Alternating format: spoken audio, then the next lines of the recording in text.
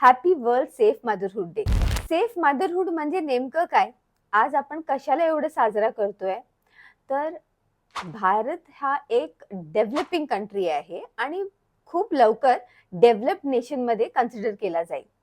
पण developed nation हे कशावरून ओळखलं जातं? त्यांच्या लोकांमुळे ओळखलं जातं. आपण डेव्हलप्ड आहोत हे त्यामुळेच कळतं सगळ्यांना. पण ह्याच्यामध्ये सर्वात मोठा जे श्रेय आहे ते आपल्या इकडचे यूथचं आहे आणि त्याचबरोबर जे यूथ ना जनरेट करतात म्हणजे मदर्स, त्यांचं पण तेवढंच आहे.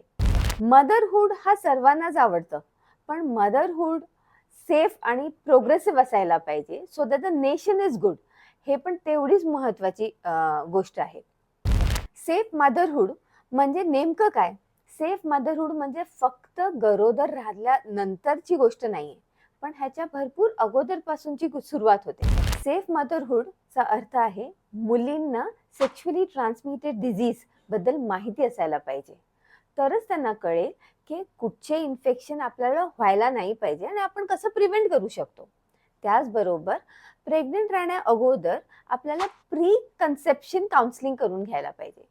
आता सगळ्याच कपलना असं वाटतं की आपण काहीतरी एम्बिशन अचीव केली, आपलं घर झालं किंवा आपण प्रोफेशनली आणि एज्युकेशन आपलं व्यवस्थित कंप्लीट झालं, नंतर आपण लग्न करूया.